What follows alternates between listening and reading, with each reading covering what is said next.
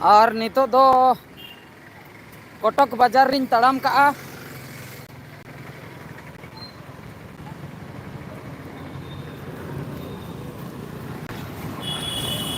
Exam centre ᱥᱮᱱᱤᱧ ᱪᱟᱞᱟᱜ ᱠᱟᱱᱟ᱾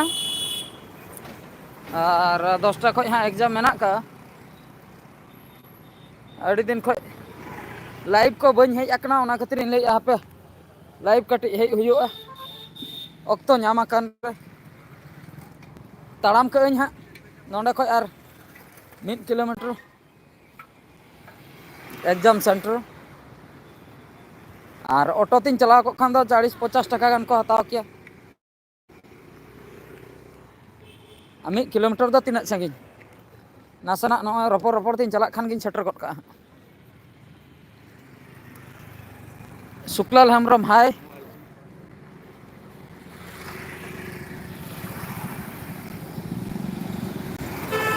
ᱚᱠᱚᱭ ᱠᱚ ᱡᱩᱫᱤ ᱪᱮᱫ ᱠᱚ ᱠᱚᱢᱮᱱᱴ ᱥᱟᱱᱟᱭᱮᱫ ᱯᱮᱭᱟ ᱠᱚᱢᱮᱱᱴ ᱛᱟᱵᱚᱱ ᱯᱮ᱾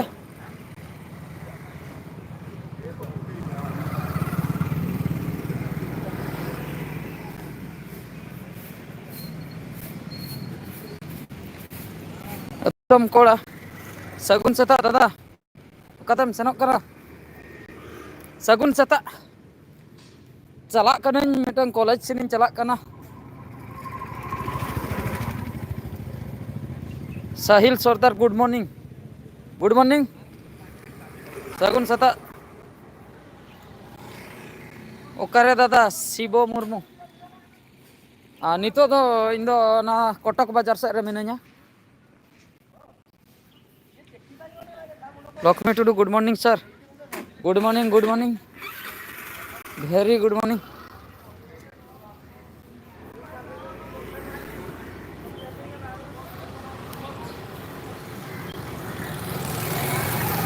ᱡᱚᱭᱟ ᱵᱟᱹᱵᱩ ᱚᱠᱟᱨᱮ ᱫᱟᱫᱟ? ᱵᱟᱡᱟᱨ ᱥᱮᱫ ᱨᱮ ᱢᱤᱱᱟᱹᱧᱟ᱾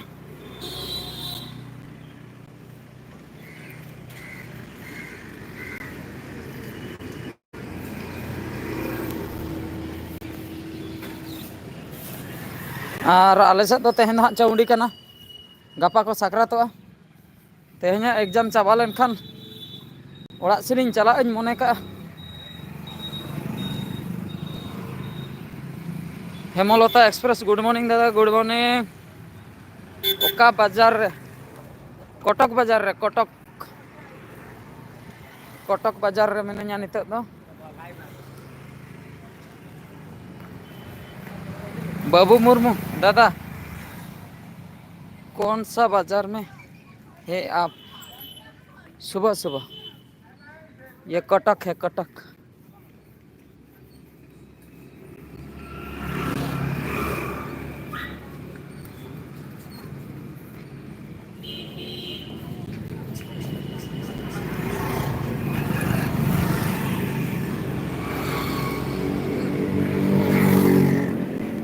ᱱᱚᱜᱼᱚᱭ ᱯᱮ ᱧᱮᱞ ᱫᱟᱲᱮᱭᱟᱜ ᱠᱟᱱ ᱛᱟᱵᱚᱱᱟ ᱱᱤᱛᱚᱜ ᱫᱚ ᱦᱟᱸᱜ ᱤᱧ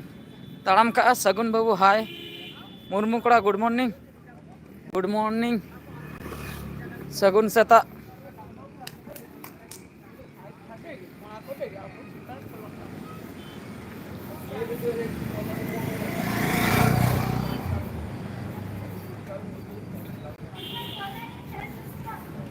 ᱟᱨ ᱱᱤᱛᱚᱜ ᱫᱚ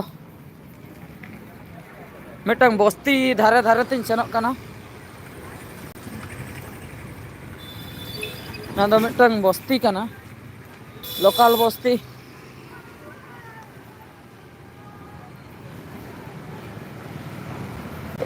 ᱟᱹᱰᱤ ᱱᱟᱪᱟᱨ ᱜᱮ ᱛᱤᱱᱟᱹᱜ ᱜᱟᱱ ᱦᱚᱲ ᱠᱚ ᱛᱟᱨᱤᱧ ᱧᱮᱞᱮᱫ ᱠᱚᱣᱟ᱾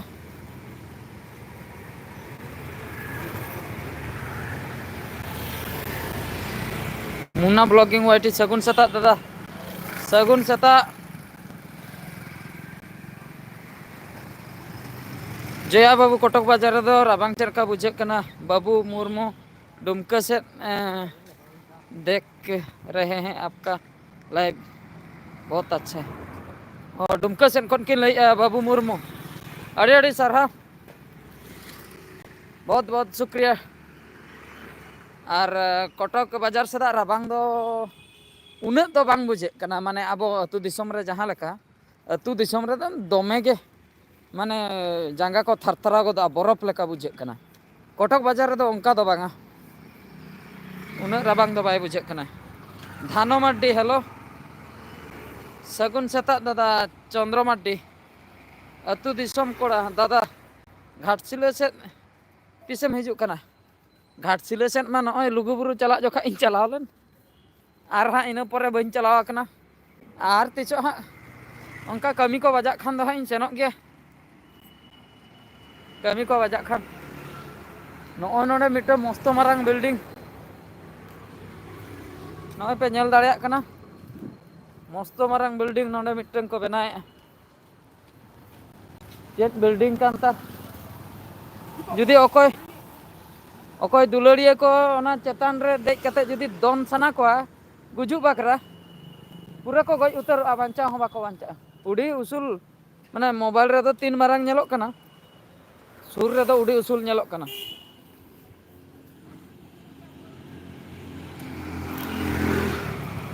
गाड़ा नेल हचो पे ताबोना गाड़ा महानदी गाड़ा नेल हचो पे ताबोना ओना गाड़ा धारे सेन गिन सेनोक कना कटक माने उड़ीसा रना जतो खय मारांग गाड़ा जहाँ को लया नई गाड़ा मा बांगा नई नई माने महानदी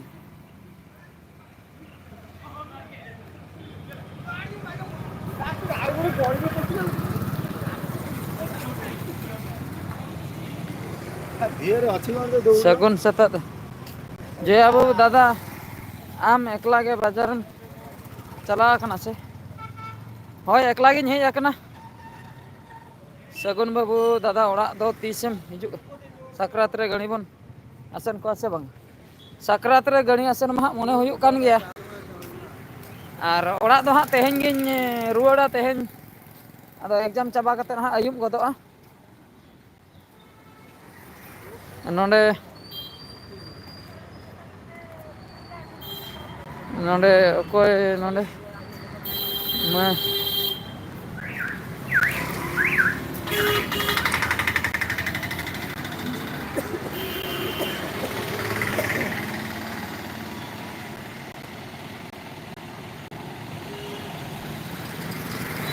नोंडे मड्डी बाबू सगुन सेता दादा मंडी बाबू सगुन सेता दादा सगुन सेता time pass channel good morning Sushant Kumar भाई दादा ओना दो लॉ कॉलेज हॉस्टल बेना कना लॉ कॉलेज से चेक कॉलेज कना जहू लॉ कॉलेज रे जहाँ लेका कलर को लगा ओने उनका के अवश्य कलर दो नेलोक कना या धारे धारे तीन चला कना इन सेट के नुकु को अगुइए जोहार के दादा सोमा बुरु हो अच्छा बासंती टुडू ऑफिशियल सगुन सेता दादा सगुन सेता जया बाबू दादा 3 रे ताहे कना एग्जाम दा 10 बजे खय मेना मड्डी बाबू दादा सगुन सेता जोहार के जोहार जोहार जोहार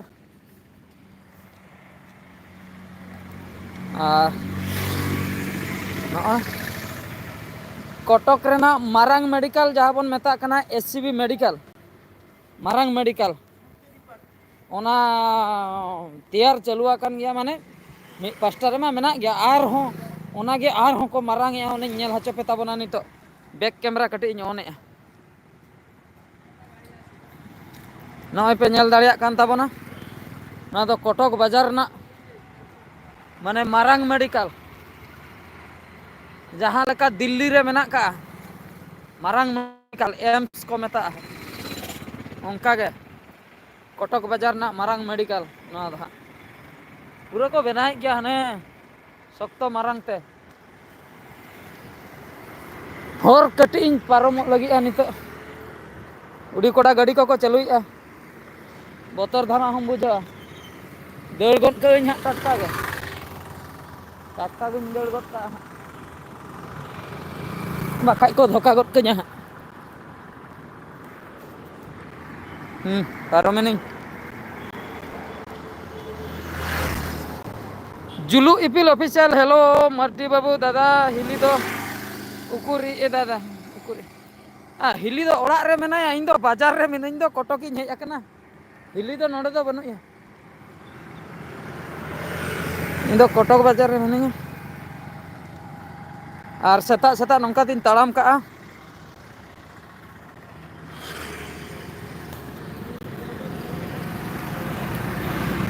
नोडे गोपाल मुर्मू सानताड़ते ऑल किया चेन चेन ऑल किया जोहार जोहार के दादा जोहार के दादा ओड़ा ओड़ा रे जोहार के दादा ओड़ा रे ओबा ओड़ा रिन लैया ओकारे जोहार के दादा ओकारे ओकारे मेन दो नोना नोआ दो कटक बाजार रे बाजार सेनिं हेज अकना एग्जाम मिटा मेना का ओना हा इन एम हटो काते इन रुवाड़ा हा दिनंग कोसे नाइट ट्रेन ते हा इन रुवाड़ा ओड़ा जुलु इपिल ऑफिशियल दादा अबिन साला कथा ताहेलेना आदो कथा दो नोंका के आदो मैसेज कोते गे नित मा पुनते बाबन रपोड़ दाड़िया नित मा लाइव रे मिने और इरे परे मा एग्जाम स्टार्ट तायम बिदल आदो एग्जाम को चाबा काते रपोड़ गानो सानताड़ ब्लॉक्स जोहार के दादा बिहार खन अड़ी अड़ी सर हो बिहार ठेन हो सब सटर रखना आई लव कटक ओने ओंडे को ऑल का कटी नेल हचो पे ताबन आई लव कटक अड़ी भागी को ऑल का ओने पे नेल दाड़िया कना ओका लका ऑल कना नय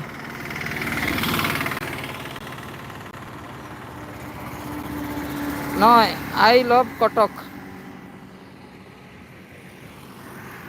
नय अड़ी भागी को ऑल का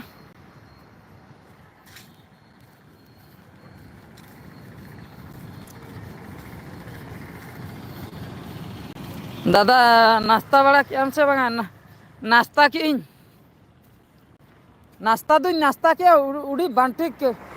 उतु हो बाको गान का साड़ा 40 टका को गंडा के दिया रगी के बुझवा नो मिटंग बस पे नेले माने मो बस रे उनी अकोय जे कंडक्टर हाँ जहाँ पैसा कलेक्शन है उनी हो कुड़ी के दुड़ुब आकना और ड्राइवर मिटंग दुड़ुब आकना उनी हो कुड़ी के दुड़ुब आकना माने कटक बाजार ना बाजार करे दो कुड़ी के को लगाया गाड़ी माने बस को कुड़ी के को लगाया पैसा कलेक्शन वाला हो कुड़ी के और नाश्ता कथा लैता नाश्ता की उतु दा दा को उतु का साड़ा फालतू के 40 टका को गंडा के दिया आदो चे एम चिके दड़ा घनश्याम हेम्ब्रम गंके जोहार के एग्जाम नपायते एम लेबिन ठीक गया ओना दो जबरा रूट के ना बांगे जबरा रूट दो बांग के ना सुशांत भाई नुआ दो फरचा गया सफा गया गोटा नोई देखा कना नोई सफा गया ओकर हो जबरा दो बाको पूंजी का जबरा रूट दो बांग कना फरचा रूट कना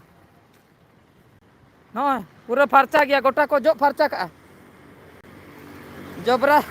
मिट्टंग हो जबरा बनुआ मिट्टंग हो जबरा बनुआ झतो को फरचा चाबा का अच्छा सुशांत कुमार भाई दादा हिजू में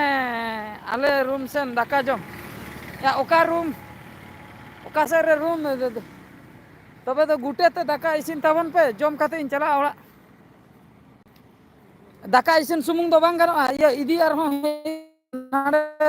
एग्जाम सेंटर बिजू ये टेलीविजन इंस्टीट्यूट ओना कॉलेज रे हुयुआ इदी इन दो तड़ाम ते दो नित दो सेता बेड़ा कना तड़ाम ठीक गिन बुझे इन तड़ाम एग्जाम को एम हुई ते दो तिकिन दो गुटे बजा तड़ाम हो बांग सना इन ते दो अड़िस के बुझा दाका को रेंगे गोविंद माझी बहादुर दादा गुन सेता जुलू इपिल ऑफिशियल 10th सर्टिफिकेट बस रे भागी एकला वीडियो माध्यम ते 10th सर्टिफिकेट बस रे भागी अकाले वीडियो माध्यम ते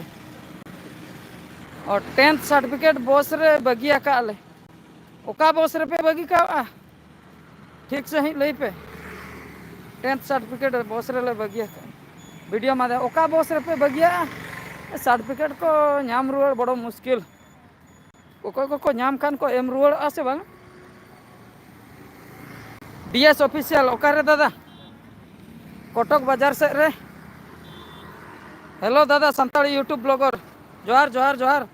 जोया बाबू नोंडे आरहों संताड़ तकिन ऑल किया दादा लाइव दो तीसरे ही चेने तीसरे चे ऑल किया अबे ताड़ाम तुलुई बन नेल ठिके इन तिंगु लेने दादा लाइव दो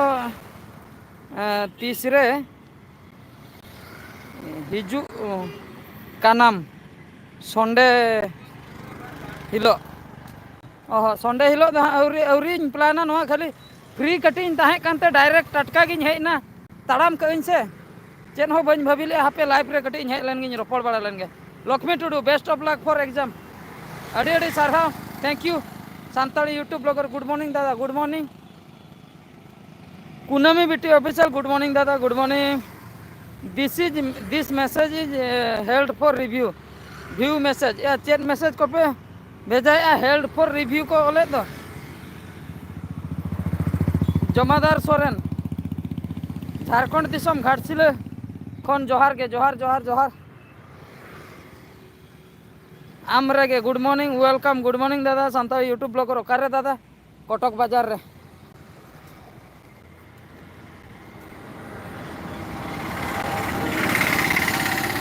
और नितो दो हाँ सटर इदी कनिन हाँ जया बाबू दादा आले दो झिली डैम मतु अच्छा अच्छा झिली डैम झिली डैम से चलावा कना मिद धाइन चलावा अड़ी धाव दो बांगा मिद धाइन चलावा अड़ी भागी मैसेज के ताबना पे अड़ी भागी बुझेना रोपड़ जाहू इन ताड़ाम का गया नेर रेगे 50 टका गणा हचो को ने नड़े सूर गया इन 1 किलोमीटर गान हुआ इन तेगे हाने को 50 टका ऑटो वाला मितेन कना 50 टका एमो मिन इदी हटो कमा हेज सला हापिन ताड़ाम लगे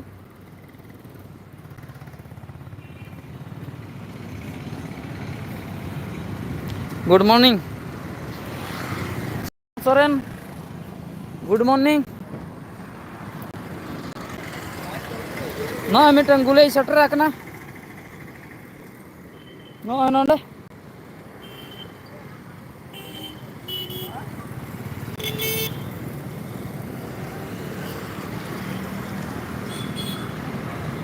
बारोबट्टी स्टेडियम नोंडे ओल आकना नोय बारोबट्टी स्टेडियम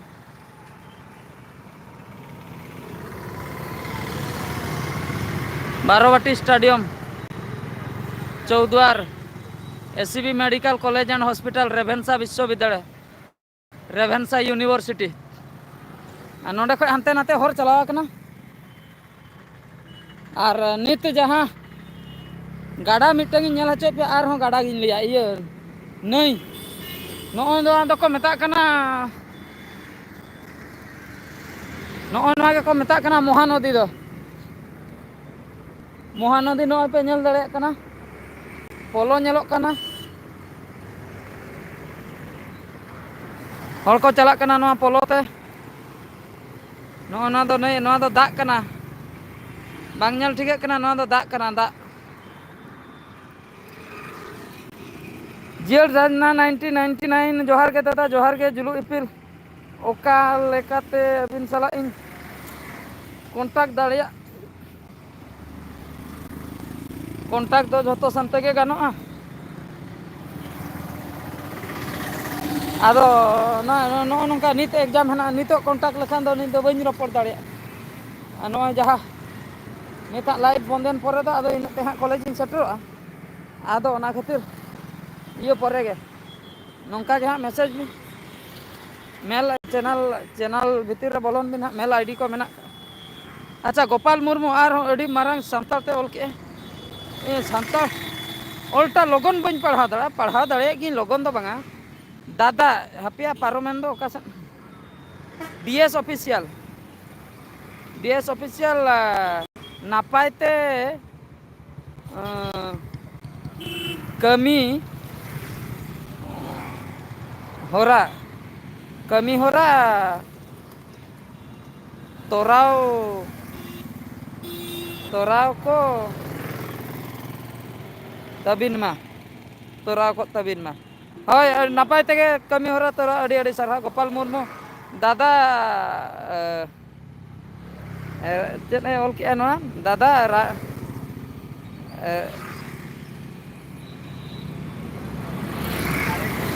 राबांग राब check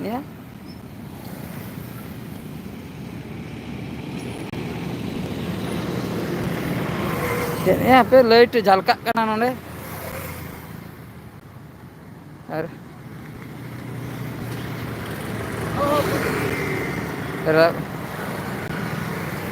hape nonde etak sen khoj taras padaw kana bañ ñal tikay cet tar ol jaha kan ge hape ar mitang iñ padhai nonde okoy tikin kin ol ki dada DJ joma che bange Sushant Kumar भाई DJ DJ दो DJ तो एनहej बड़ा का और जम दो उनका मा गिद्रे जोखा इन जम बड़ाई ताहे इन बाबाई अगुई ताहे और मारंग पोरे दो हाँ बन जम बड़ा का गिद्रे जोखा दिन जम ताहे इन बाबाई अगुई ताहे हापे हापे दल लेगे बखाय को धोका पचर गट के जहाँ पे नहीं पारमो कना होर होरते हापे आलो पे अगुया न पे धोका गट के हाँ नोडे उट को हाट का ना पे ñal दाड़ा कना उट को हाट का उट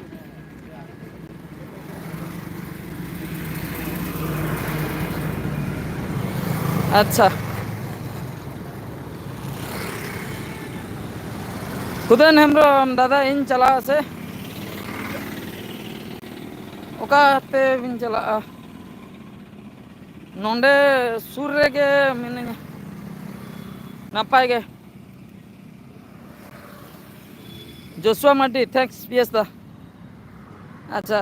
जोर जानना ऑफिशियल दादा इन हो सपोर्ट मैन में निहती निहती पंचू किसको गुड नाइट या नी तो एम गुड नाइट या नीत में मॉर्निंग दो चेता लक्ष्मी टुडू चेन एग्जाम मेना चेन एग्जाम मेना तबे इना वीडियो बापे नेले लक्ष्मी टुडू बाकिन बाडाय गन का चेन एग्जाम मेना इन मा दिन के झोतो अपडेट नाला गया बाकिन बाडाय हो अंतर हन लई का कना फर्स्ट सेमिस्टर ना सेकंड सब्जेक्ट मिटन सब्जेक्ट दो चाबा कान ताले 10 तारीख ना दा सेकंड सब्जेक्ट कना मोने गोटांग सब्जेक्ट मेना 21 तारीख धाबी एग्जाम मेना एमटेक रेना नोआ दो अच्छा कोडी रार से ओला कना आर तीना घड़ी लगा सटर दिन ने नडे खुदन हेम्ब्रम दादा लय में से इन खान इन चला ओका ओका रम चला बन ठिकले 9:30 रे एग्जाम की 9:30 दो बा 10टा उतर रानी मंडी ब्लॉग दादा सेता जोहार गे जोहार हपन बाबू हाय रानी मंडी चेन एग्जाम में ओका कॉलेज रे कॉलेज ᱧᱩᱛᱩᱢ ᱫᱚ ᱦᱩᱭᱩᱜ ᱠᱟᱱᱟ कॉलेज ᱧᱩᱛᱩᱢ ᱫᱚ ᱦᱩᱭᱩᱜ ᱠᱟᱱᱟ Biju Patnaik film and television institute और एग्जाम दो एमटेक एग्जाम नवा दो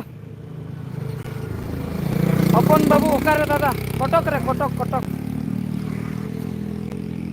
कटक रे मने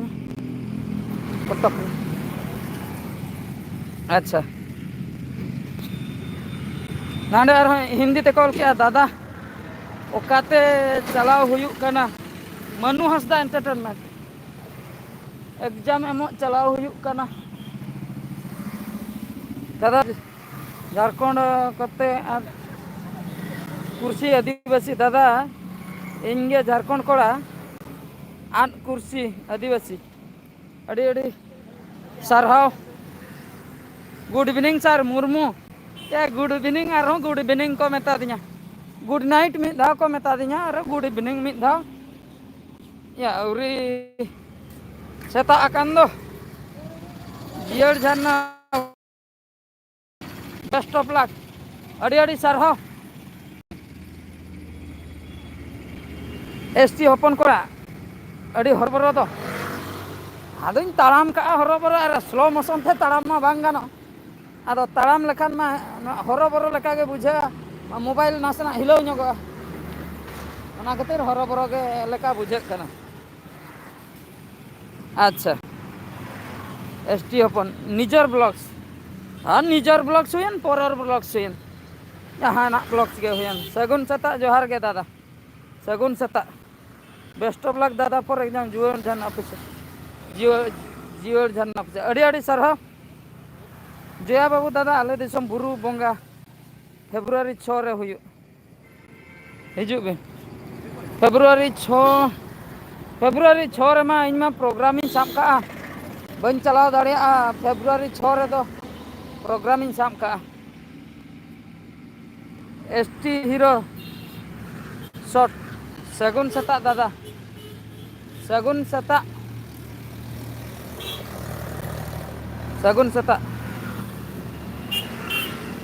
अच्छा सनातन टुडू जोहार के दादा जोहार के ओहो ओके दादा bye bye Santali YouTube blogger bye bye bye bye bye bye अच्छा मनु हंसदा एंटरटेनमेंट दादा एग्जाम दो 3 रे मेना 10 बजे खो मेना एग्जाम दो और कट्टी तलांग मेना इन सटरे बीरन हंसदा दादा एग्जाम सेम दो ब्लॉग आलोबिन बेना बांखान एग्जाम सेन जो ब्लॉग आलोबिन बना इन दो मिद धारे तीन ताड़ाम का मुर्मू स्टार क्रिएशन और एग्जाम दो तीन सांगिन रे नॉय सामना रे नेलोक कना सेंटर जया बाबू ओका दादा प्रोग्राम दो ना डायरी उयुम हुआ डायरी रे नॉल का 6 तारीख मेना का एग्जाम माने फेब्रुआरी एसटी हपन तीस पे पाराब कना पाराब दो तेहें गे Sagun Tudu official star good morning Koda Chand Koda best of luck दादा बेस्ट ऑफ लक सटर नहीं एग्जाम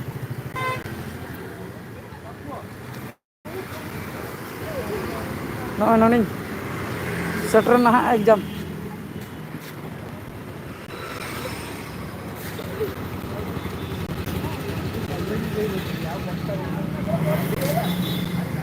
नॉय फाइनली सटर ना नॉय Biju Patnaik film and TV institute of Orissa नॉय कॉलेज का नोडे उड़िया ते ऑल कना नॉय नोडे नेल हचे पे ताबना नॉय नोडे Biju Patnaik film and television अनुष्ठान Orissa Cuttack Biju Patnaik film and television institute of Orissa Cuttack नॉय नोडे एग्जाम दो हुआ और सटर निध गेट सेनिंग बोलोना गेट सेनिंग अंतरे मिटन कुड़ी पे नेल दाड़ियाय कान ताबोना आ चेत तारे पढ़ा कना उनी हो चेत चंग एग्जाम एम लगी आय आ नंकाते हर चलावा कना ट्रेन स्टेशन खन तीना संगे ट्रेन स्टेशन खन दो सुर गया नय नितो आइन बोलोना गेट दो खुला गया नोना इंस्टीट्यूट कना मस्त मारंग अड़ी मारंग इंस्टीट्यूट कना नंकाते मेना का नय पे नेल दाड़े कान ताबोना नंकाते मेना का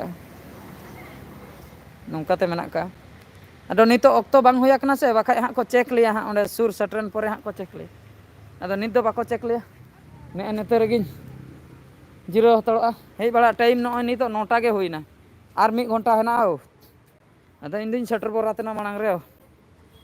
तो ठीक गया और नवा लाइव वीडियो हो 29 मिनट हुएन गया निता 30 मिनट हुई लगी अदो इनके गे और मिटे वीडियो रे हां बन नेपेला ना वीडियो तो मा एनखान नोते रेगिन मुचादेआ मा जतो को गे अड़ी अड़ी सारहाव जहां को जहां तिना के पे कमेंट लेआ मा एनखान मुचाद रे सनाम को गॉड जोहार।